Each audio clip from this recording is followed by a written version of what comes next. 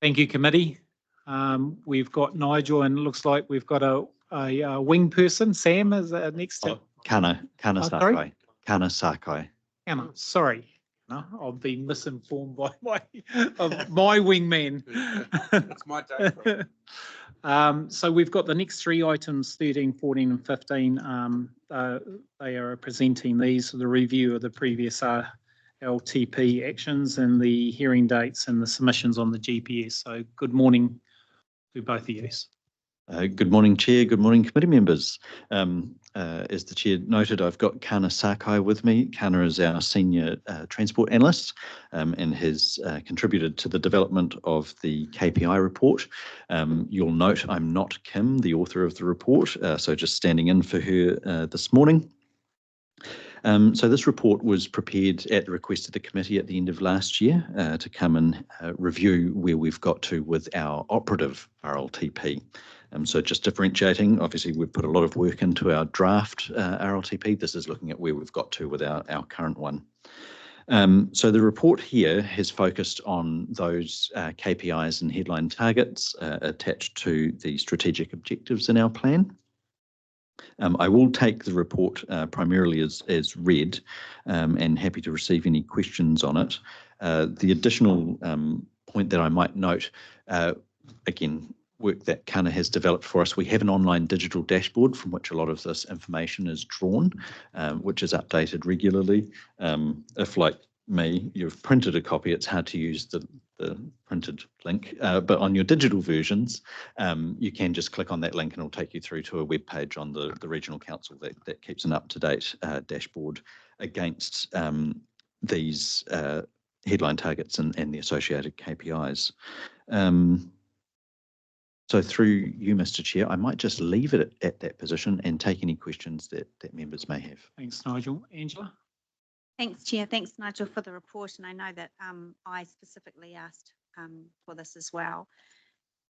Given, and I haven't clicked through to the website yet, but given, you know, a skeptic would look at all of these obviously and say, oh, red, decrease, we haven't achieved, why were we wasting our money? I'm being devil's advocate.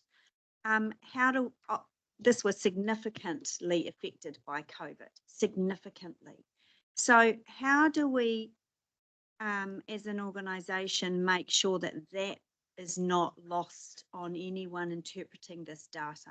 Because it could have really negative effects, both from a communication and reputation space and, you know, simple reality. You raise a really good point, and yes, when you look at the data and you look at the performance that has been there, COVID has had a significant impact on it, particularly when it comes to public transport usage, which comes through here strongly. The only area where we may have had some improvement there would have been when people were driving less in terms of our regional emissions through that space. I think data quality as an issue generally is for probably all of our councils is going to be significant, and I guess when we're interpreting these figures, we do have to note the period of time over which it applied. So some of the commentary does have sort of caveats and riders to accommodate to acknowledge that change. But I might just pass to Kana, who can probably provide a little more explanation in that space. I admit that it looks quite negative, and it's hard to draw a conclusion about many headline target and KPI because of COVID distraction slowed our program and the project, and the recent inflation even slowed down our project. So since 2021, it's been only 3 years, and in this short time frame, it's hard. So for the KPIs and the target, I put yellow, meaning it's harder to conclude we are improving. And that's my answer. Do we have a strategy though to deal with the negative effect of that? So if we will take, and organisations will take these numbers to fight back. Because of this COVID distraction, inflation, and our speed and the scale of intervention is shortened. So in that case, it's hard. It would be better to look at on-ground level. So the on-ground level means the road controlling authorities implement this project. And this project level, they monitor the positive impact. So it would be good to bring this on-level message to public. Okay, just one last question, if I can, Chair. I'm on the link now on the website, so thanks for reminding me about that. Just the relationship between the, I know fatal crashes have reduced, but serious crashes have increased, and the correlation of that between the annual social cost of road crashes. And I know we've talked ad nauseum sometimes over the years around how do we quantify the social cost. You know, I've heard things of 14 million down to 2 million down per death and serious injury. So is that correlation simply because the major social cost is deaths on the road, even though serious injury have increased? That deaths on the road is so much more significantly a cost driver? I don't know the answer yet. I've done an investigation about how they calculate social cost, but every year they change the methodology. Sorry, I don't know the answer, to be honest. That was kind of my understanding, so that's okay. Thanks, Angela. We probably never get to them. Yes, thanks. I was interested in certain KPIs as well. Firstly, whether or not there's a way to capture the number of people that are working from home now, because, you know, that headline target about year on year trips per capita on public transport increase, but trips by private motor vehicle decrease. So one of the ways of measuring that would be the number of people that now work from home. And that would be a positive, I think. It'd be great if that could be captured. I mean, it's obviously available, I suppose, through the census. But it would be very helpful, I thought. And the other one I wanted to explore was when we talked about cycling uptake. A big barrier is the sense of safety that people perceive when they're biking, and that if you can increase that sense of safety, you're going to get more people biking. So is there any way that you could measure that? I think that would really assist, because if we were concentrating on getting that to a maximum level, we would, like that's kind of like a lead indicator. And then you would see that cycling uptake generally, the actual more people on bikes would probably follow. So draft RLTP 2024 include that indicator, both the modal share, including working from home, that will be captured by census or household travel survey. And I remember that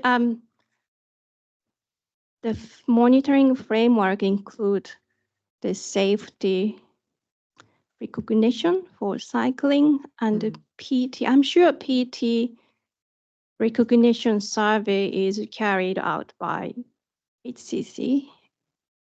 And for this cycling safety, we needed to do survey. Yeah, leave it with you. Yeah, technical matter, no doubt. I've just had it brought to my attention too that whilst we might not be able to, I don't have a specific measure for the perception of safety, we can potentially use some infrastructure measures as a proxy for that, and the number of kilometres of protected cycleway or infrastructure that is designed specifically for the benefit of cyclists to keep that separation, and potentially the uptake and usage of that too may well be reflected in that. But by way of proxy, we might be able to do it through infrastructure, if not through sort of social sort of review. Oh yeah, I mean that's an interesting approach. Like at Waipa, like we do have counters for our protected cycleways or separated cycleways, and we've been actually really stoked to see the level of usage actually. Yeah, so as a TA, yeah, we are collecting that data. Yeah, and potentially we could leverage that, which would be Yeah, great. thank you. Thanks, Leah. Angela? Yeah, thank you. Yeah, probably just to follow along from Claire and Angela's comments around yeah, safer cycling and that perception of safety. I think it's really important to note around schools as well. Those lowering of speed limits has, I suppose, given parents comfort that, you know, it is safe for their kids to not just get dropped off, but to take active modes as well. Just around year on year, the access and mobility headline target. I recall when we were coming up with this headline target that it was incredibly aspirational, and the urging of the committee was to have something to aim towards. Just bearing in mind that the impact that COVID has had, and especially on those services that did start during COVID, I would like a bit more narrative around, you know, we do need to give time for those services to recover. And yeah, we do need to really reflect in the narrative, and then in the drafting of the next headline targets, yeah, continue on with what we've started here. Yeah, thank you. Thank you. Thanks, Angela. Okay, if there's no more questions on this. Oh, yeah, sorry, Len. I should do that. Yeah. I should have been around long enough to know that I did that. Stop laughing at me. Thanks, team. Couple of things, if I may, throw into the mix. First of all, I just want to pick up on hello, Angela. What Angela had said earlier about walking and cycling, and the question that I'm going to ask is probably something that you can't answer in a few words, but I just want to throw an awareness out there. And what I'm talking about is the very clear messaging that we've had from discussions with cabinet ministers at the moment about support for economic development activities and user pays. So in our district, Thames Coromandel, obviously we have a lot of tourism locations. We don't have walking and cycling as public transport options as such. So they have to be, going to help and promote them and support them, they have to be identified as economic activities. And that comes back to the narrative from the government as user pays. Be prepared for, if you go into Cathedral Cove or anywhere else, that it's going to be user pays in the future. Otherwise, they're not interested in some way, shape or form. So my question is there some thought about integration between the strategic plans of third parties? So, I mean, councils, Karakia Rail Trail, WRC, third parties involved in walking and cycling, and the strategic planning of this work here. Is there an interface between the two that can explore how we would do that, not for public transport, but for support of economic activity, and make sure that the plans are meshing together? Sorry, I knew it was. Mayor Salt, I'm a little stumped, but I'll try and respond to that one. I think what we've seen, and probably your conversations are more advanced than I haven't had access to the ministers yet. So, but my understanding, and particularly through how we're interpreting the GPS, is obviously we've seen a significant reduction in the support of walking and cycling activities as an overall activity class, and in the way in which it's being invested in. I think your observation is very astute, that in order to get future funding for this, we're going to have to reframe how we look at that, and making them, putting in the context of economic development and embracing or supporting that user pays environment is probably a way forward for us in the near future.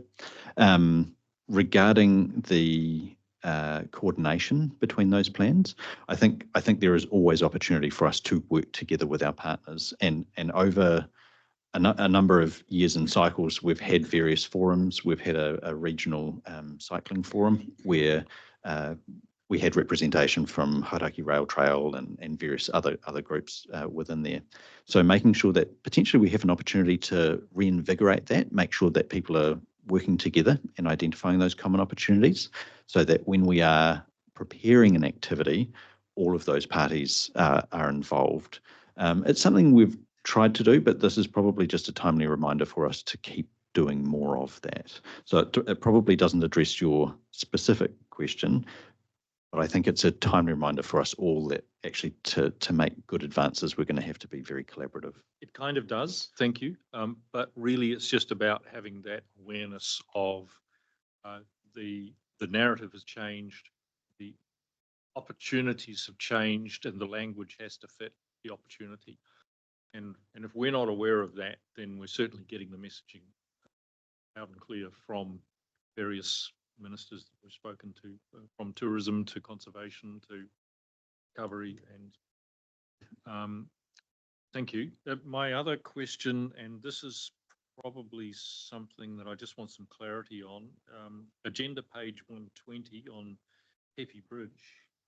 And I know I've had discussions with David around this, but on agenda page 20, pre-implementation of Pepe Bridge, the word possible is in there. And that refers to page 114, which is activities with ongoing funding approved, subject to funding, no funding. I wonder if I can just get some clarity around what that word possible means and where we sit at the moment with that end of life program on the Pepe Bridge. So the tables that we've presented here have been a summary of those significant activities that were identified in the operative plan, some of which phases haven't been taken through to that next level of support. So parts of it will do. So just if I'm having a look at that one, are you referring to on agenda page 120, line 71, Pepe Stream Bridge implementation? Yeah. So it's not to say that the implementation may not have been funded, but other phases leading up to that may well have been put into place. So the way that we've presented is just looking at those that have been advanced compared to others, but knowing that obviously the Coromandel bridges have been of significant interest, I may defer to David to make a response on that one. Just actually a comment in the Waka Kotahi report specifically about Pepe Bridge. And You've caught me out. So that updates where we're at with that. So the possible refers to actually building it, as opposed to the preempt phase, and there is funding for the phase right through to design, consenting. But the possible means all went well, we had lots of money and we didn't spend it all. It's possible that we would reallocate funding in this NLTP construction. That's not the case. So therefore we're 24-27, and it is in the State Highway Improvement Plan at the moment. So yeah, we've put it forward for construction funding. That possible literally just meant don't have the money, but if we underspend, possible we'll get on with it. We saved you $7 million on the 25A, so would you just go ahead and use that? That'd go a long way towards that, Rich. Philip, did you still have a question? To endorse Mayor Len's comments regarding the user pays side of things and the cycleways, because as you're all aware, Karakia has a huge number of kilometres in the cycleway, and we're getting a lot of pushback from the community in our LTP discussions around the place, regarding how much is these cycleways costing to repair and maintain. And up to date, we've had a huge amount of funding from MB, which has been grateful. And if we didn't have it, it would be unaffordable to fix everything. But I think that that little pot of money is starting to dry up, and who's going to pay in the future? So yeah, it is a changing landscape, and we need to be ready for it. So I think we need to do some work in that space. Thanks, Phil. John? Yes, just one little comment. Agenda page 121, the Coromandel Town Bypass Project. And while I know with in Fairyland a little bit with this one, but David may have some money for some bridges at some stage, apparently. It's actually, I sat at this table and we discussed this, and the arguments that are put forward there are correct, but there's one important thing missing, and that was the resilience of it. That was our argument at the time. There is only one bridge connecting the Northern Peninsula north of Coromandel, and if that was to go, then the whole of the Northern Coromandel is isolated. So it was a resilience argument as well as parking and whatnot in the town, from my memory. So it would be good if we just had that included in there as well. Thanks, John. Phil, did you want to pose and comment?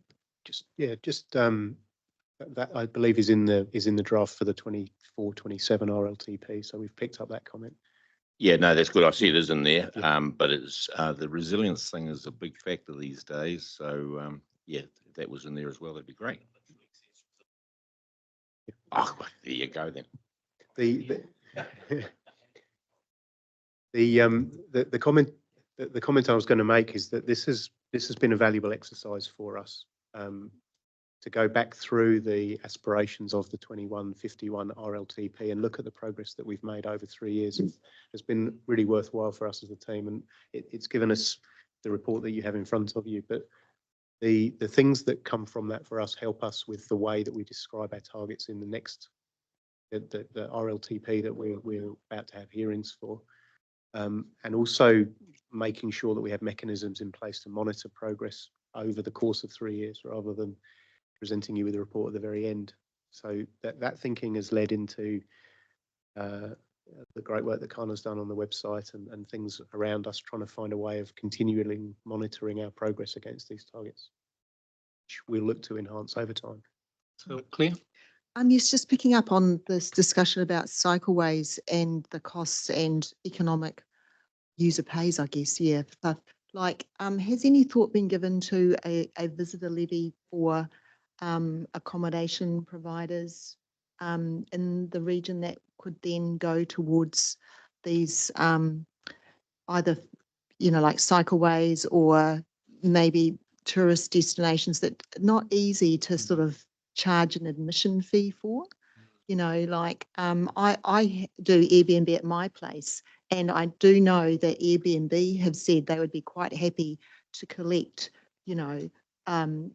some kind of contribution from the people that are coming to stay with me for community infrastructure or, some kind of stuff like that. I've put it to my council. They've said, well, Airbnb aren't the only accommodation provider, but I think it's a conversation we need to start. Personally, I'd rather do a mechanism where the visitors that are coming to use these facilities or enjoy our region are paying for it, rather than increasing rates or imposing like a bedroom tax or something, because people that have a large house don't necessarily get any extra money from the visitors. This is the way to say the visitors are coming here, let them pay a bit more. And we know that overseas, this is done all the time. Like it's not something new. Yeah. And I don't know whether or not the region's done any work on it previously. Through the chair, if I may, in discussions with the ministers that we've had so far, basically everything's on the table, every option. There is a general feeling that whatever solutions and mechanisms are looked at need to be wider than small localized councils, because your visitors are going to be moving from one place to another. The challenge is going to be getting something that is robust enough to be able to apply across the board and then make sure the funding gets to the places where it needs to be.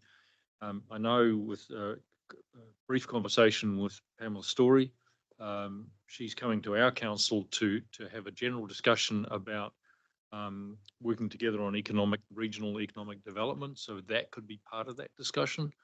But it feels like something should be at the very least regional, with a focus on how that can be applied to specific amenities and facilities to support them. But what Philip said is absolutely right, that the pot is drying up and it's going to happen fairly quickly, I think. So all options are on the table from what. David? Yeah, just taking my transport hat off, putting my old doc hat back on again, as Councillor St Pierre will remember, the government 4 or 5 years ago now proposed the international visitor levy, and in fact it was all guns blazing, and then this thing called COVID came along and dealt to it. But it might be worth perhaps through local government revisiting that, because the presumption under the international visitor levy was that about half of it was to go to the Department of Conservation to pay for conservation assets, and the other half was to be regionally distributed based on international visitor distribution around the country for local government to pay for infrastructure like freedom camping facilities, etc. So that piece of legislation and all of the distribution tools and administrative structure is still there, just never got turned on. So I'd suggest that's a local government New Zealand conversation with Minister Brown, I guess, or I don't know, Chris Bishop or whoever's got infrastructure and local government, probably those two. Yeah, that's a really good point, actually. Worth revisiting. I'd just like to say that, like for Waipa, it's domestic visitors that are the biggest numbers, and so if you do it at an accommodation level, yeah, you get a bigger pool. But I appreciate what you're saying, David. I recall when that was introduced, and still very keen to know where that money's going now. Well, from recollection, the quantum that we were working on was something like $600 million in the first year, building to about 1.2, I think, by full implementation, because the proposal was to start at $20 and build up to $100 per international travel person. So it was a pretty big chunk of money. Yeah, I was thinking more like a $10 surcharge on a booking, or something like that. Like Waipa has 200,000 guest nights a year. Yeah, something like that, but not big numbers, but it would help. Yeah, but the Coromandel would be huge, actually. Yeah. Through the chair, look, Claire, I think you're absolutely right. My guess is it's more likely to end up with a suite of options and solutions that can get mixed and matched. It is important. I think what David said is really valuable guidance, I think, in terms of revisiting what was there before, talking to LGNZ. We've got a zone meeting next week, which I'll be at. So I'm happy to raise it with LGNZ. Minister Matt Ducey has visited us, Tourism Minister, and he's not only open to the ideas, but they've been given clear direction that you will explore these options, because we're not going to fund it anymore. There's got to be other options. So, Thanks, Len. We've got Kerry online. You have indeed. Good morning, team. I won't turn my camera on. Unfortunately, I'm quite crook, so I wouldn't want to scare you at this point. My question is in relation to page 115, item 12, the State Highway 5 Tito regional boundary. I see Whites Road is now on hold. Just wondering, more insight on that. Is that financial?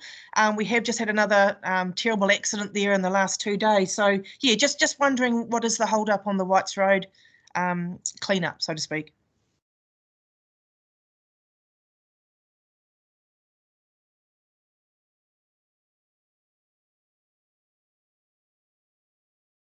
Nigel was just trying to find that, Claire. Kerry. Yes, thank you, Councillor Purdy. I did just source that one in the agenda page. I actually am not able to provide comment on that. I'm sorry. When we had gone out to our partners for an update, we just received the information which has been faithfully reproduced verbatim on there. But what I can do is resolve to go away and try and find that information for you. Awesome. Thank you very much. Much appreciated.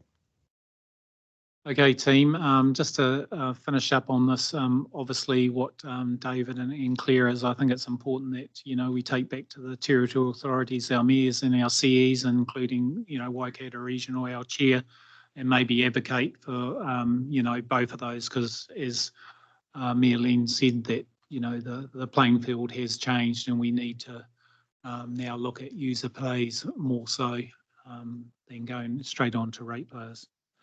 Okay, so we've got a resolution here that the report review of the previous regional land transport plan actions KPIs be received. Can I have a mover and a second for that? Thanks, Claire. Second by Philip. All those in favour? Those against? Carried. Okay, Nigel will go on to the hearing dates for the hearings that got changed. So. Yes, thank you, Chair. GPS. So actually, the next two reports I'll be sitting here with you, and they are quite related in terms of what we've got. So the report on agenda page 127 is an update to the hearing dates.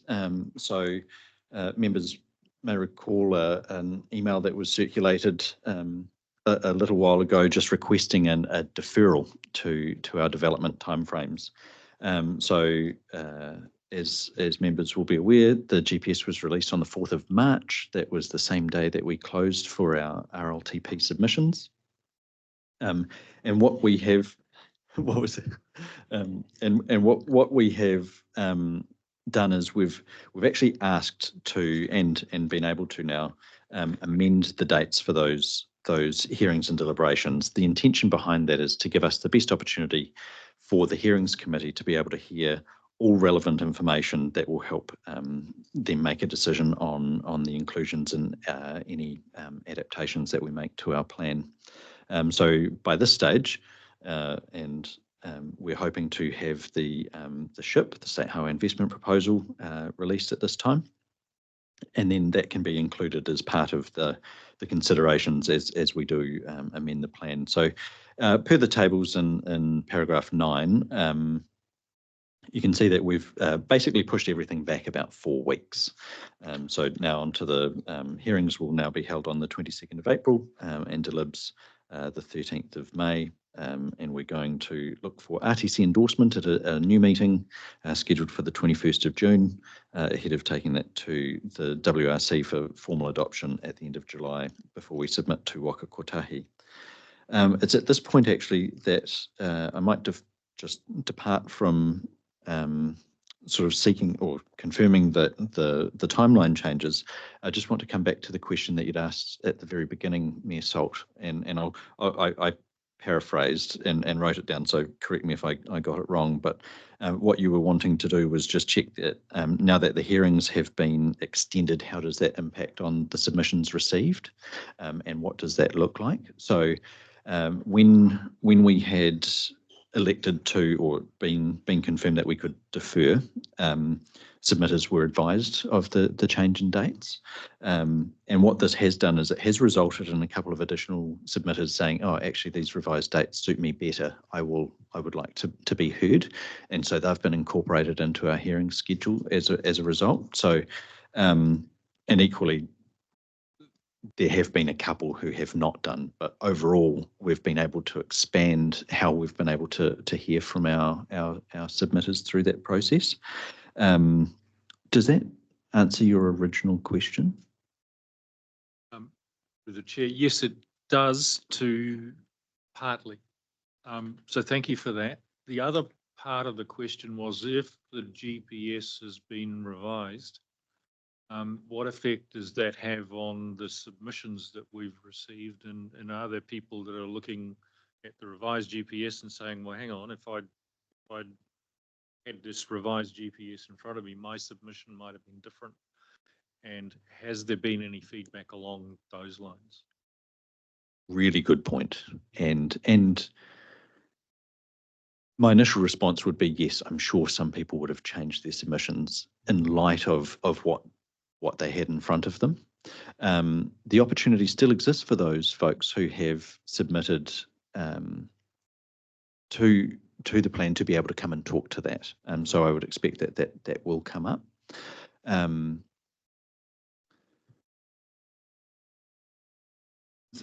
Obviously, the change in the GPS will result in changes to our plan. We have far less. Sorry, I'm not going to say not less scrutiny, but the obligations that we have to reflect the GPS are far less stringent than what they are for Waka Kotahi. So, as the agency tasked with the distribution of those funds and monies out of the National Land Transport Fund, have to give effect to the objectives of the GPS. We just have to be consistent with the GPS, and my colleagues are really good at reminding me that this for us is a regional plan, and so we can be a little bit different from what the GPS describes overall. So that tension may still exist, but it still gives us an opportunity to be able to have some points of difference within reason. We don't want to alienate ourselves from being able to access national funding, but to draw parallels with how submitters may have changed their submission. Yes, I think they potentially would have. They do have the opportunity through hearings to tell us how that might have changed. Thank you. And I'm guessing what I'm hearing is that those that are submitting in the hearings will probably incorporate the updated information into the discussions.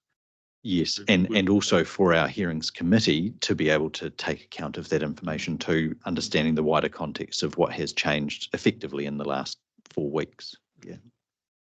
Thank you. That's a big help. Thanks, Len. Nigel, can I just move this resolution before you carry on, just because it's just the change of the date time, because it'd be, or did you want to, Philip, did you want to talk on the change of the date, or? No, I was just going to put my resignation in as an alternate on that hearings committee because I will be overseas at that time as a result of the changed dates. So would they like I mean, it's only a 1 day, so I don't think we would need alternates. Yeah. So that's fine. That's my own personal, it was originally 2 days, but I think it would be 1 day. So, yeah.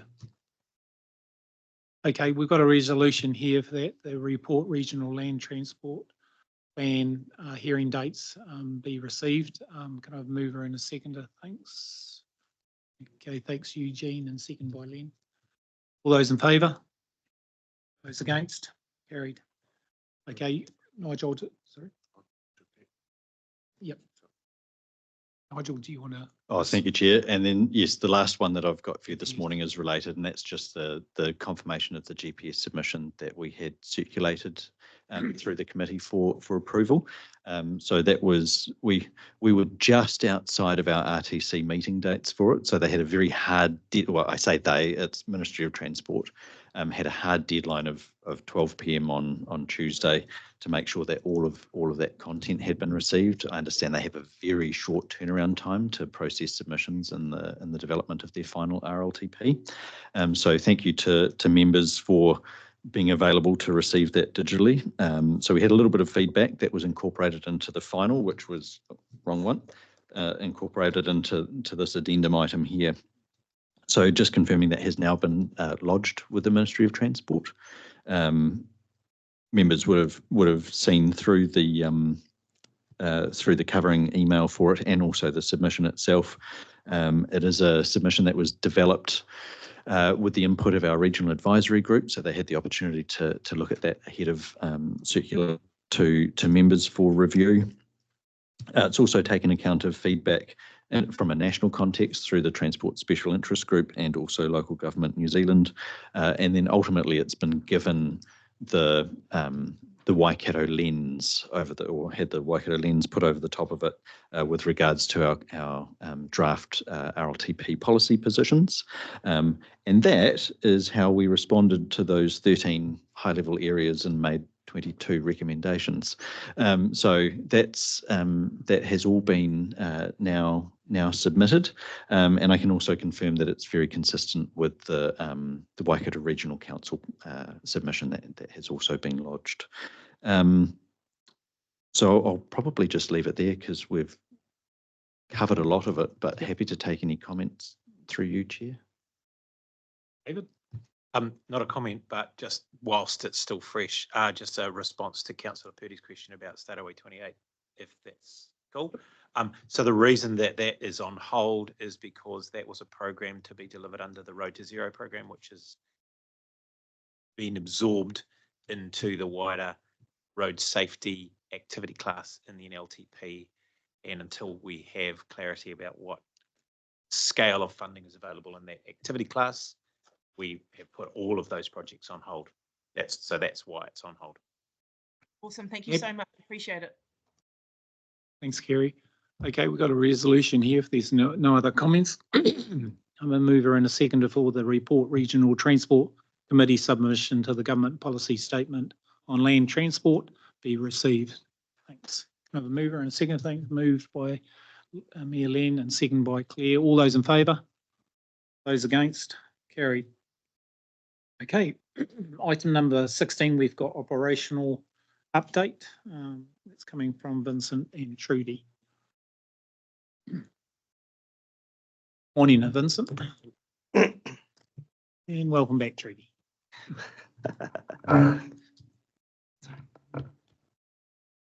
Good morning, Chair and committee members. Trudy and I will be covering off the PT operation report today. With your permission, if we may take the report as read, and I'll just highlight some of the key things contained in the report. So firstly, we just wanted to note the changes to the Community Connect funding that at the beginning of this year, the government announced to withdraw the funding for Community Connect age-based concessions. So the age-based concession include free travel for age 6 to 12 and half price for 13 to 24. So the funding will end on 30th of April this year. However, the council WRC has decided to continue to fund the age-based concession until 30th of June this year. This was to allow the transition to take place in terms of the comms and the system change. But beyond 1 July, the age-based concession will be removed from our offering in terms of VCAR. We are also very pleased to note that the EV launch, the go live date for the EV in Waipa has been confirmed. So 15th of April, that's when the new EVs will be go live, along with the planned enhancement for the Waipa network.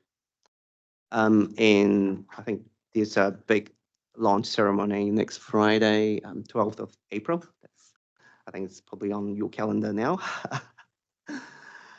Yeah, so I think a lot of work has gone into getting the new EVs launched, especially with the depot and infrastructure, make sure they're all in place.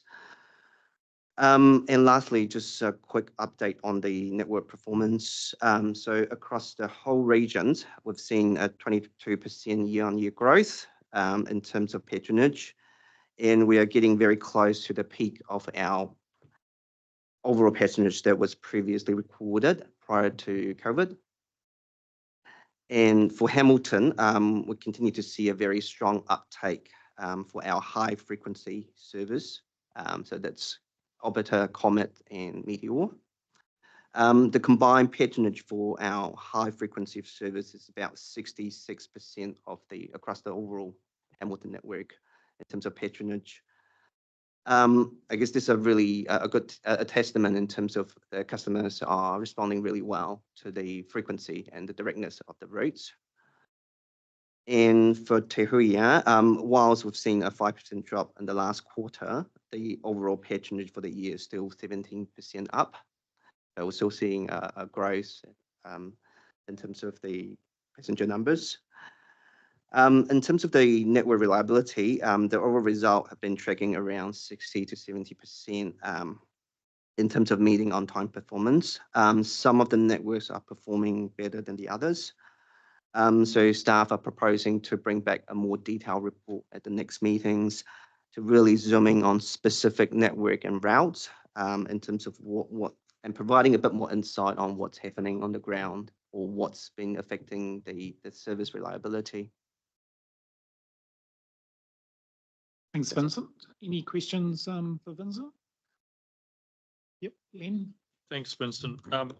Obviously, if you look at agenda page 131 and you see these the numbers for TCDC, I asked my team for some insight to that. They weren't able to give me any. It was fairly short notice, to be fair, on them. Can you throw any light on that? Is that purely down to visitor and tourism numbers through the weather events, and any more information you can give us on that? You see a 22% drop in the TCDC area between 2019 and 2020, or is it a combination of things? Or is it just the fact that we don't have much in the way of transport? Through the chair, Mayor Salt. Look, just in response to that, what staff can do is drill down another layer and get some more data around those patterns and seeing whether there's any trends to suggest some of those items, that you're presenting there without agreeing anecdotally, let's say. So happy to bring something back to the next meeting with a bit more detail in terms of the Thames area specifically, and that will that will link in nicely with what Vince has just said in terms of I'm not sure if councillors have noticed, but we've introduced a new dashboard type presentation to hopefully, it's a work in progress, but to hopefully give you a little bit more of a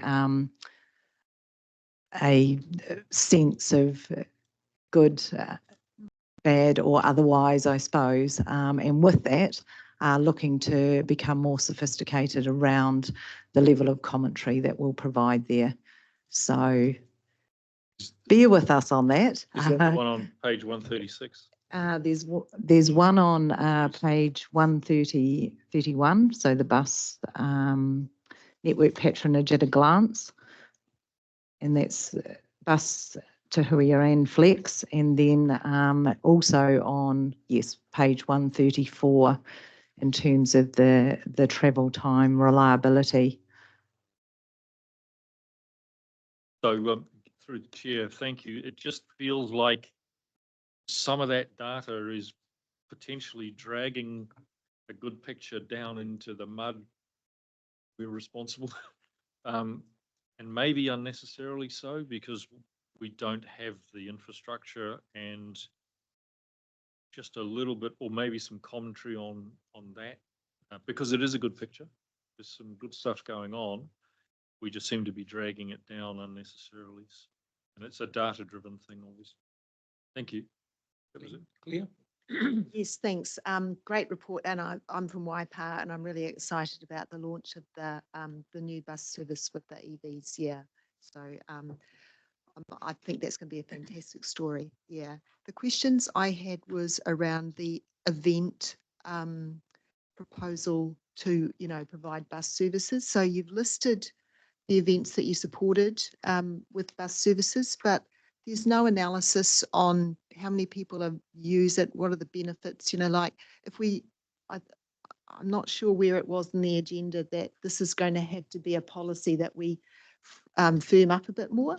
Yeah, and I'd be really interested in making sure that we have a good policy. I think there's lots of reasons why we should be encouraging people to attend events by bus, but we need to understand the ins and outs of it and what makes sense. So I'm looking forward to some more work on that. And then on the reliability, like I did look at that chart on page 134, really like the way you can just tell at a glance, what the trend is. That's great. But would be very interested on any initiatives that you might be looking at to lift that reliability. I'm just aware, not that I've looked into it very much with this issue, but the predictability of when the bus is actually going to turn up is pretty important. Yeah, so whether or not you've given a thought to could we do that? How much would it cost to do that? Which I presume is a screen at a bus stop, and it gives a readout on when the next going to arrive or something. But I'd be very interested to know what your plans are on that, because I would really like to see some work done to improve reliability. Thanks. Thanks, Claire.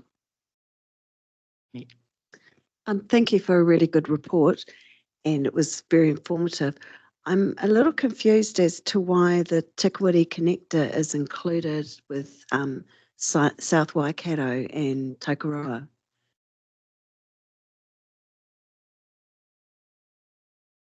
Through you, Chair, I think that's because those two servers were part of the same contract as the South Waikato one. That's why we report it at a contract level, at a unit level, but we can provide the next layer of detail in terms of separating all the route within that network. That would be really, really helpful, especially in light of the LTP conversations that Waitama are having at the moment. And obviously that Tikawiti connector actually comes up through Otahonga and Te Awamutu. So it's a sort of conversation for Waipa and Otahonga as well. But if could perhaps directly send us some further detail, because that is a topic of conversation at the moment. Sorry, through Chair. So I think for the Appendix A, if you look at the Appendix A, that's actually a breakdown of all the roads. And within South Waikato network, you will see the specific data for each road. I see the data for, I see the data on the line there for Tikawiti connector, but it doesn't tell me how many people are getting on within the Waitomo district versus the Otahonga district and the Waipa district. And that would be really helpful because the conversation within the Waitomo district for the long-term plan is to potentially cease funding, and also that's been partly funded by the two, by Unitec and University of Waikato. So before those decisions are finally made, it would be really good to see the very detailed information. Thank you. Thanks, Jeanette. Angela? Yeah, thank you. Just wanted to highlight paragraph 10 on page 130 with the 40% increase in B card sales and a doubling, of new B cards going into circulation for that same quarter. I mean, that's pretty phenomenal numbers. Have we got any insight into what sort of what's driving that, or any demographics in particular that are causing the intake, or is it mostly the population increase in Hamilton as well? Through the chair to answer Councillor Strange, I haven't got specific details. However, I do know in terms of the team on the ground and the marketing and communication efforts that have gone ahead of promoting the B card to support particularly the Community Connect transition for those age-based concessionary products that were available back in the day.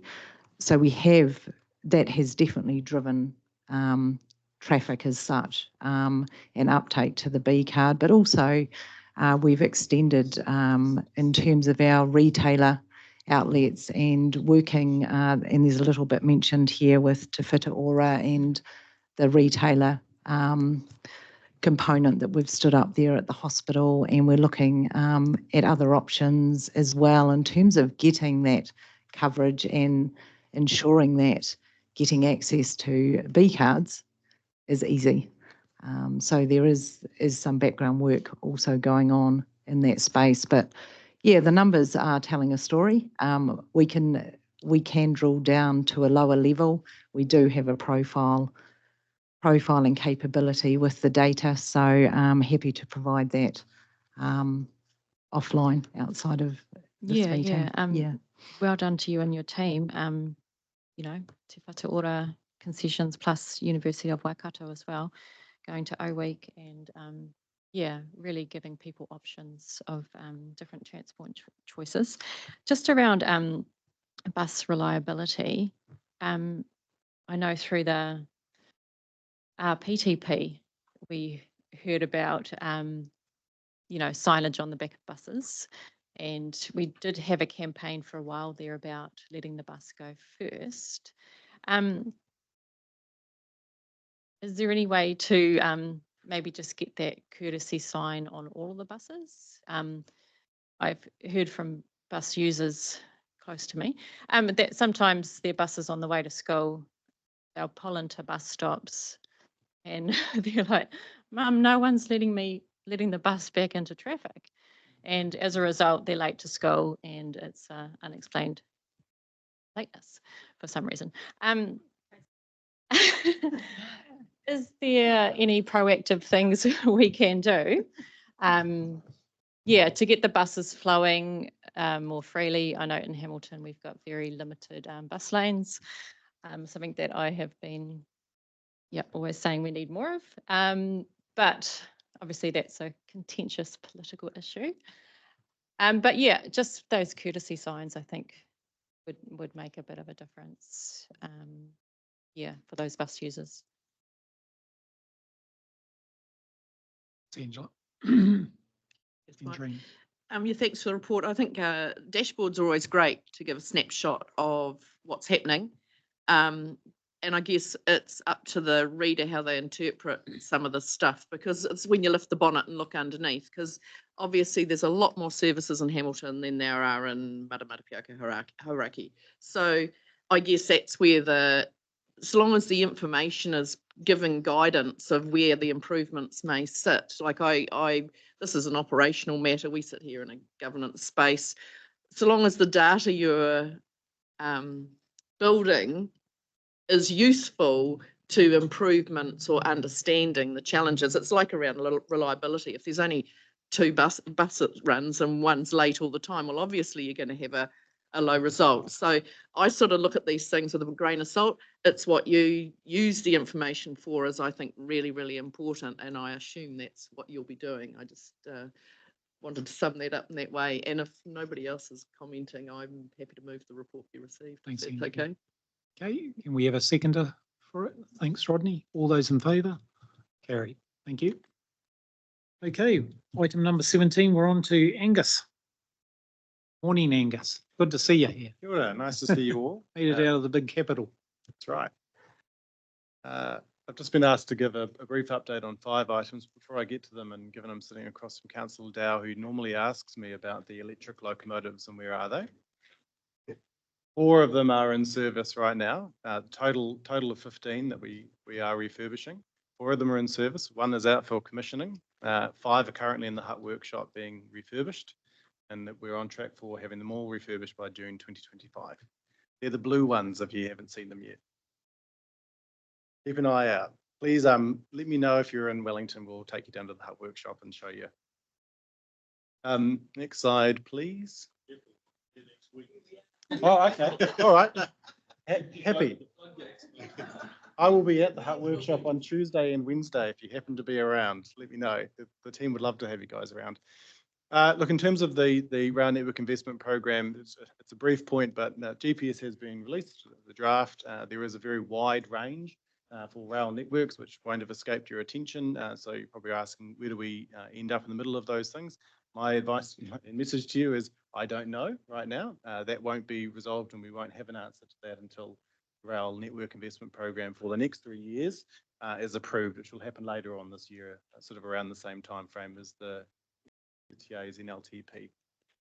However, clearly it is a wide range. The top of the range is pretty much similar to where it had been projected to be last year. The change around it dropping down is that there has been a policy decision that funding that would go into the rail network would be a direct taxpayer top up over and above any direct user pay contributions towards it. So the only user pay contributions towards the rail network infrastructure is our track user charge, which is why it drops down. So it does look like a big drop. There was always a bit of a drop. It's dropped about $100 million more than it used to be at the minimum. But where we end up between those two things is to be determined in the final lineup. So slightly odd, I suppose, worth acknowledging it. But that is what it is. We are working our way through what the next program will look like with the minister in terms of this strategic signals. As you can see, this part of the country is very much firmly in the view of the government as being a high priority for the network. That makes sense because it's following a demand position. And also for the metros, which is funded entirely differently, separately from that activity class that's there. The metros are funded by public transport infrastructure and subsidies to Auckland Transport and Greater Wellington public transport services. They're not an informative update, I'm sorry to say. We're still working our way through, as I guess the message. And of course, the other piece is we're still doing all of the work. Everything's going on. There's a lot of maintenance renewals happening. We're expecting that to continue into next year and the year after that and the year after that. But that's uncertain right now. It's exactly what is the amount of money that'll be there next year and the year after that. Next slide, please. This is maybe not as topical as it was when the agenda was set, but you might remember back in February, there were a few days of disruption in Auckland, just for the sake of people having a few facts available to them. Heat restrictions are common everywhere. Rail is in the end steel.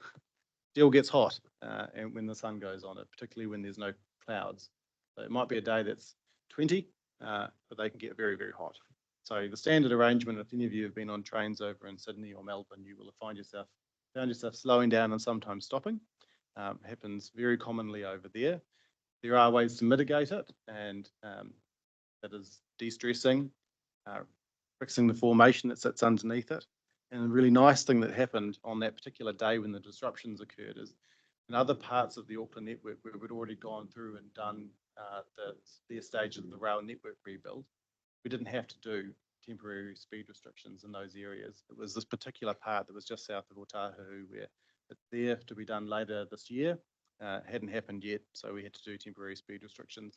Happened unfortunately at the same time as Auckland Transport had really low crewing numbers, so their ability to deal with the knock-on effects just was really a bit rough. So it was a perfect storm in a way. So that was that. Next slide, please. In terms of the rail network rebuild, it's going great guns. So we're 65% of the way through. In fact, even since writing that, I'm certain the number has gone up. Stage 1 is all done. That's the Kotahi North to Newmarket and the Onehunga branch line as well. That was all completed a long time ago. Stage 2 was completed earlier this year after a really fantastic block of line over the summer break. A huge amount of work got done. We're talking about completely lifting up the whole formation under the rail network, some of which has never been touched since it was built. So it's very much overdue. That's a very small portion, I hasten to add. And the work's going very well. A lot of the stuff that's happening around it is drainage, which is very important. We saw that last year in Auckland's flooding events. Our rail corridor flooded hugely. Wasn't a fantastic thing. So we want those drainage arrangements to be improved because it helps with the reliability. If we don't have drainage fixed, we have flooding occur, and it means washouts of ballast, which means that the whole track needs to be reset. And it's just a stupid thing to do. Got a network that has thousands of train movements going on it. You want as little reliability issues as possible. And then the last sort of stage of this is going to be Papakura to Pukekohe, which will be happening very soon, May to December. This is also identified in the draft GPS as a high priority, alongside what's called RINGM, Rail Network Growth Impact Management. It's a kind of complementary program in Auckland to do fixes and upgrades across the network. So that's a really positive thing. Next slide, please. Also doing some major improvement projects in this part of the world. So P2P is construction's perfectly on track. Construction will be completed middle of this year. Auckland Transport have announced that they're aiming to have services running around mid-January next year. So back up again. You remember the old diesel trains that stopped 1 year ago, Phil? 2 years ago? How long ago was that? Year and a half. Oh, nice, in the middle. Yeah, so the AT trains will be running further south for the first time. That's the same EMU units, which is a nice improvement for the locals. Drury stations, just a brief update. We're obviously funded to build 3. 2 of them are now, design is all complete, consents are all sorted. We're waiting for all the consents for the Ngākorua station. And I actually think, sorry, I might have got that in the last couple of weeks. I should have checked that to remind myself, but it's progressing. Next slide. And then in terms of the ferries and terminals, I did and about whether or not I'd actually agree with your recommendation to put this on the agenda. But look, it's a matter of strong public interest. I don't have a lot to say on it. It is all very commercially sensitive in terms of the wind down. We are materially wound down on the landside part of that program. 31st of March was the target date we had. Most of the people who are involved in the project have left KiwiRail by that date. That was the intention. The landside, there's a bit of tail work going on construction-wise, so mechanical depot in Picton needs to be finished. It would be silly to have a half-finished workshop, so that's going to carry on. Some barrier arms are being reinstated in Picton, that sort of thing. In terms of the ship contract, as I say, that is the part that is highly commercially sensitive, so I won't be saying anything about that. And then what's next, I suppose, is the most important piece. So there are 2 government-led reviews. We've got Ministerial Advisory Group who's been appointed, some very, very strong expertise on that, like Mark Thompson, who actually used to run the Inter Island operation for us about 7 or so years ago, is the chair of that group. The former Port of Tauranga Chief Executive Mark Cairns and former National Minister Roger Sowry. So some serious heft has been brought in to assist us and ministers and thinking about the long-term options. Just want to remind people, those new ships were not scheduled to arrive in New Zealand until 2026. We were always expecting to use our existing fleet for the next couple of years. I've deliberately highlighted our performance stats because our reliability is extremely good on Inter Islander. It's an interesting thing that when flights get cancelled, there isn't stories in the NZ Herald. When a ship gets cancelled, it does tend to get more media interest, which is the same for us and for Bluebridge. It's an interesting national fascination, but to correct the record, we have really high reliability for our assets. We've got Det Norsk Veritas, so one of the world experts around maintaining marine vessels. We've brought them in over the last year to do a complete review of all of the work we do on maintaining those, the fleet of 3. Total review of all of our components across all of our assets. How regularly they're checked. Some things get checked after every sailing, some every day, some every week, some every month. We've expanded or lengthened the amount of time we set aside for our ships to go into their dry dock and their wet docks. So there's slightly fewer sailings that happen at the moment now compared to what we were doing a few years ago. That makes sense for the age of those ships. So everything we can do for reliability, we're doing it. And we had the best February on record. 30,000 cars and camper vans went over it. I'm tempted to say, put your hand up if you're one of those people, because there are a lot of people who use it. Yeah. So that was all I had to say. Awesome, Angus. I mean, it was great to have a report from you, especially after the GPS coming out. And then, the change of government as well, and the controversy of what happened. So, yeah, no, appreciate that. Any other questions for, Angela? Yeah, thank you, Angus, for your report. Could you just remind me where we're at with the continuation of the electrification further south from Puki through to Hamilton? So we have business case funding that work started this year. So we are underway. We've got a very, very small team, I hasten to add, working on that, but led by a former head of, a professional head, I forget exactly which part of our engineering section he used to do, who's leading that up, Walter Rushbrook, very talented guy. So that is happening. We're supposed to finish it by the end of next financial year. I know that there will be engagement as part of the standard business case process with stakeholders, which I would absolutely include Waikato Regional Council. So if we haven't already been in touch, Phil, with your team, I'm sure we will be. And does that include over to the Bay of Plenty as well? The focus is on the Golden Triangle, yeah. So none of these things are actually that complicated, right?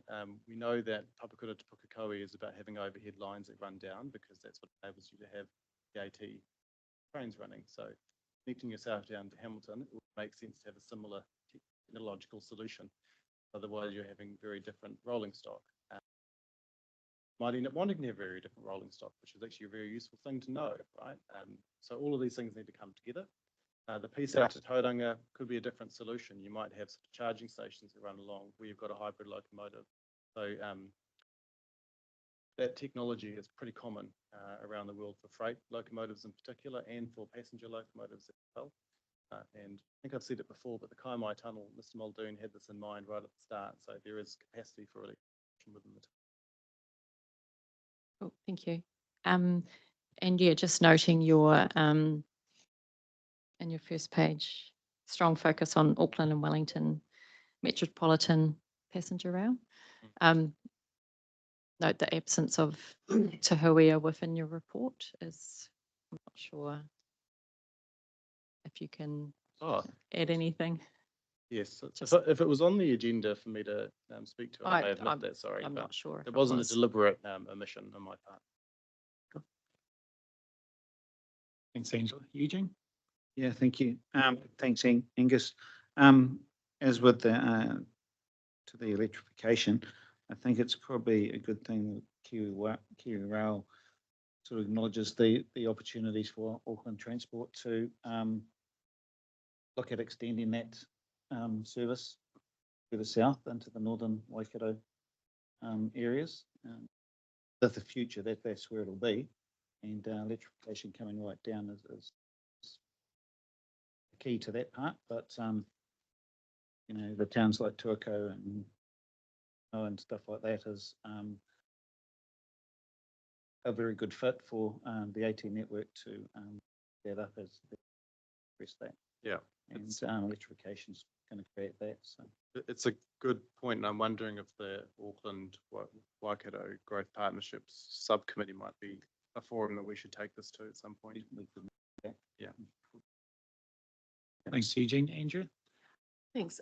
Yeah, I guess it's the thing for me in the Matamata-Piako area, obviously, is the Kaimai Tunnel. And, well, is there an opportunity with electrification to be able to put more volume through on that track?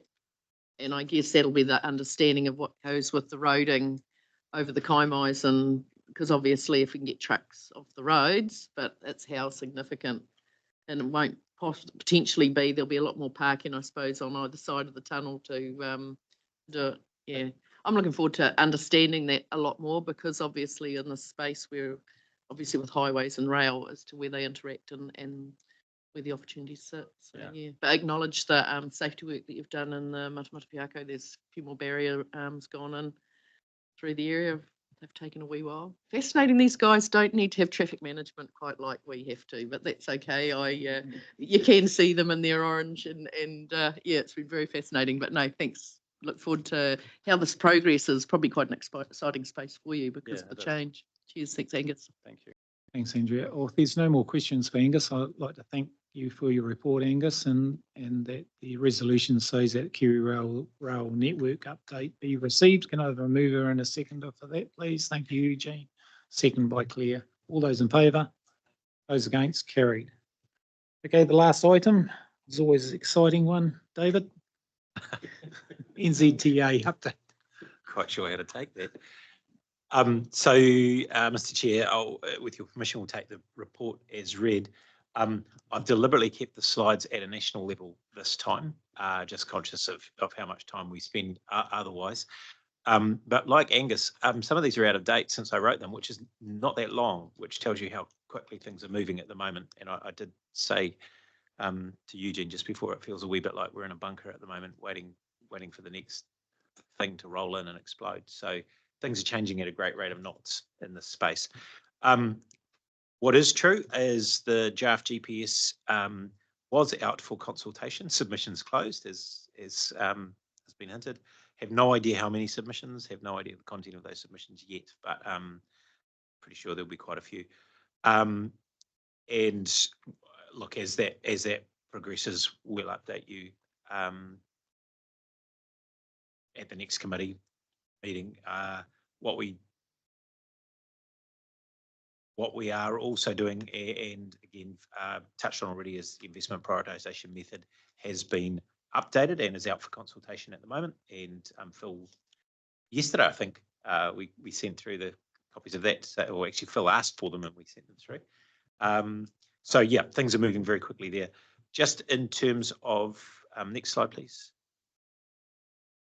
We will, clearly that draft IPM will be used to assess all the improvement activities that we've got in both the ship, but also in the RLTP. We're currently still in the process of revising this data investment proposal. That should be done in the next couple of weeks. I've seen a almost complete draft version, so we're pretty close. And there's just a line there to say, look, I and my director colleagues will be very involved in that process. So one, because we've got the what does the regional transport plan say hat on, and also we've also got that kind of internal where are our highway priorities. So we're being pretty heavily involved in that. So rest assured that any regional context that I carry is being fed into that process. Next slide. So funding, to Angus's point, we have as much uncertainty as Angus was reflecting in KiwiRail spaces as well at the moment. We have got some new activity classes through the GPS. We've lost one in terms of shipping, coastal shipping. Some of what is covered in those activity classes has changed, and I hinted before, or didn't hint, I said before, for example, Road to Zero has been absorbed into the wider safety program. That is meaning we're having to rethink about what activities we currently have if we were to take them forward. What activity class do they sit in? What is really clear is the ranges of the activity classes are quite large, but there is a very strong signal in the GPS toward maintenance on operations being prioritised and the roads of national significance being prioritised. And that's not, I'm not telling you anything you don't know. That will go very strongly to the decisions the board make in terms of where they set spending in terms of the range in each of those activity classes. Aside from saying that, the board haven't met yet to have that conversation, so I can't give you much more certainty than that. Once we have that certainty, clearly that'll reflect back onto what the final LTP looks like. With activities that we are currently funding that go into the next NLTP, we're working at the moment to remap those into the activity classes, the appropriate activity classes, so that when the board do sit down and say, well, how much have we got to play with in each activity class, we can give them a really good sense of committed expenditure already. And as you might appreciate, in some of those activity classes, committed expenditure might actually go quite significantly to the middle of the activity class range, and there may be no money for new activities. So we're doing that remapping at the moment and that reprioritisation using the updated investment prioritisation method. So there's a lot on at the moment. There's an awful lot for Phil's team to do, working with my team. Rest assured that's happening, but it is the timeframes are quite tight as well, because of course we're quite conscious of the impact on LTPs and the regional transport plan. Just quickly, next slide, safety camera update. So feels like a year ago, I was sitting here telling you that the proposal was to take the current 80 cameras to 800 over a period of time. That's been significantly revised down. However, the safety program continues, and we are progressing with priority sites. Now, the priority sites are a combination of where is speed the most significant contributor to harm, but also where is community support available for implementing these things, because often, if you get one wrong, you don't have the community support, but you charge in and put the cameras in anyway. You get all sorts of issues. So we're working with sort of trying to balance both of those things. So at the moment, we've completed groundwork on 12 sites for average speed cameras in Auckland, and one in Waikato, and that one in Waikato is State Highway 2 between Mangatawhiri and Pocono, which everybody knows is a significant hotspot. Current speed there is 90 kilometres an hour. When we did the speed review, we were quite shocked at the number of people travelling quite significantly faster than that through that area. The great thing about average speed cameras have a 48% impact in reducing deaths and serious injuries relative to, example, a fixed spot camera.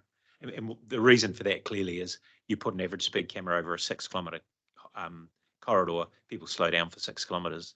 You put a fixed spot camera in, if people see it, they hit the brakes, they slow down for 100 metres, and then they start to resume their previous behaviour. Oh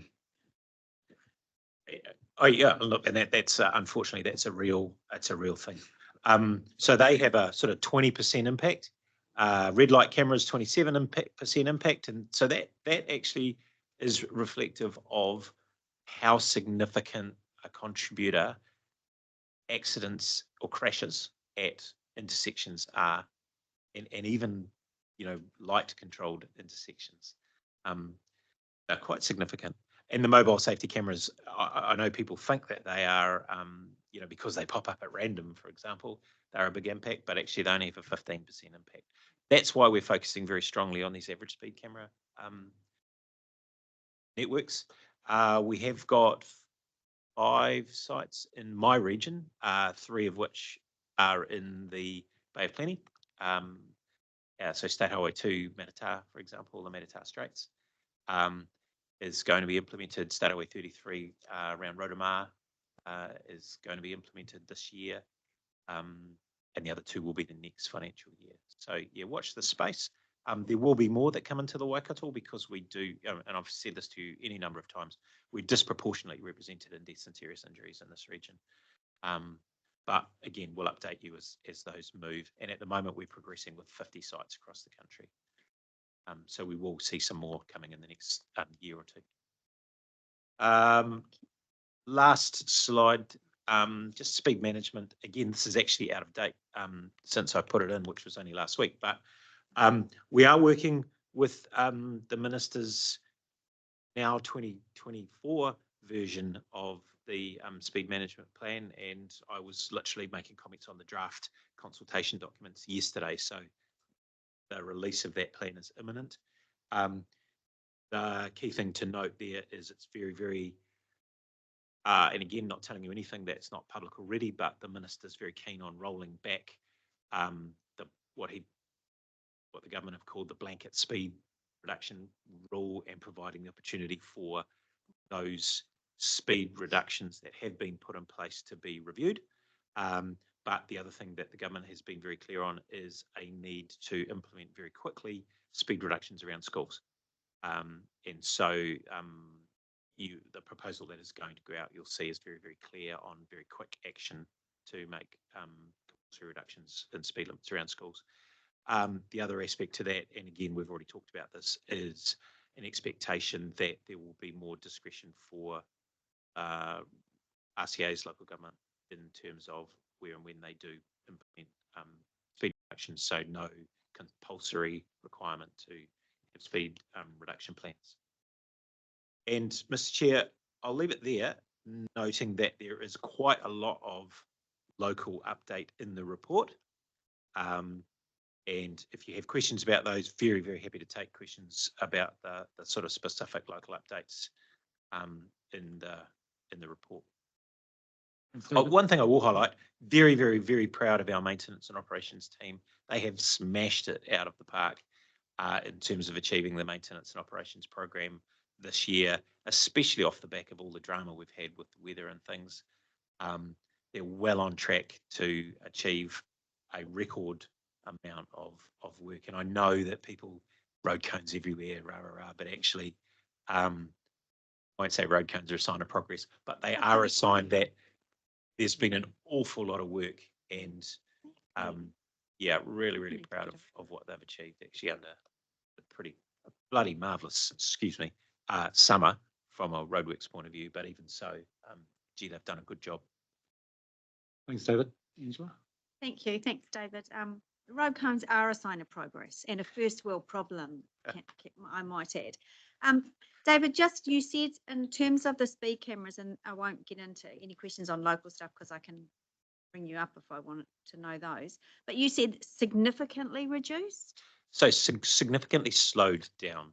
Oh, in terms of progressing towards the bigger picture. So we had initially under the previous government, it was 800 within 3 years. We were ramping that program up. Under this government, they've said, okay, but we want to slow that down.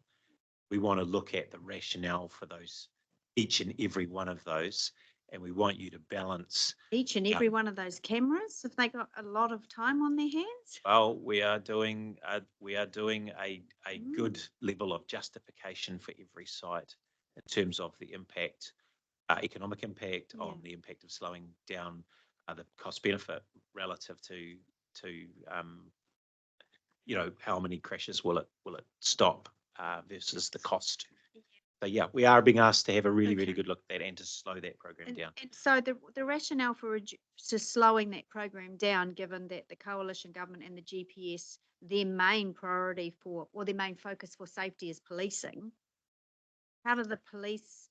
So police are quite heavily involved in the program at the moment, and for every site we are working with police to ensure that the right intervention. So we've got fixed cameras, mobile cameras. Do we do average speed cameras? Like I said, is red light camera actually the thing that would be most impactful here? So we're working quite closely with police on that for every single site. Okay. Thank you. Thanks, Chair. We've got 50 sites we're focusing on at the moment nationally, and that's quite a bit to bite off actually.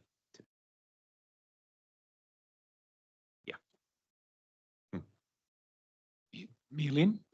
Thank you. Thanks, David. Good report. As always, I need to do a little bit of reputation recovery here because I did read it and I highlighted it. So Good. I can prove it. I'd just completely forgotten that I'd done it. So there goes the reputation again. So thank you for that. I'm going to throw a question at you only because it's been asked by a couple of people, and this is really technical stuff, if you like. Forgive me if it's really low level, but average speed cameras. Yes. And I know these have been talked about for parts of the Coromandel. If you have a stretch of road which has variable speed limits because of things like roadworks, how do they factor into the average speed cameras, and are they every 30-kilometre zone because of roadworks? Is that factored in on a live basis, or is there an average taken? It's funny you should ask that, because I literally had this conversation yesterday with the team doing this work. The focus at the moment is on, and it wasn't in the context of 30Ks, but it was in the context of complex environments where you move through, for example, if you were moving through an area that shifted down to 60 kilometres and then back up to 80 and then to 100. It is technically possible to account for all of those speed changes and still have an average camera work. It's also technically possible to allow for variable speed limits. And it's even possible to allow for the electronic variable speed limits that only turn on when there's somebody at an intersection. It's simple mathematics, as they explained to me yesterday. I wasn't very good at maths, but I mean, it's distance over time and what is the speed. So yeah, absolutely. And as long as the temporary speed limit is put into the system, you can quite easily account for it. Thank you, but I look forward to the day that is first tested in court to see the argument around the algorithms and things. So it will be, but to be honest, when I went through it with the team yesterday, because I said to them, "Oh, gee, well, can you explain that to me again, how that works?" And when they took me through it, I kind of went, "Oh my gosh, that's like, it's actually not that complicated." Not that complicated. Yeah, actually pretty basic. That was my only question. Thank you. Thanks, Len. Okay, any other questions for David? If not, then thanks, David, for your report and the resolution that the Waka Kotahi cross-functional update be received. I'll move it. Can I have a seconder, please? Thanks, Andrea. All those in favour? Those against? Carried. Just before we finish with a karakia that Phil will do, lunch will be here between 12 and 12:15 for everyone meeting. So we close with the karakia. Thanks, Phil. Mr. Chair.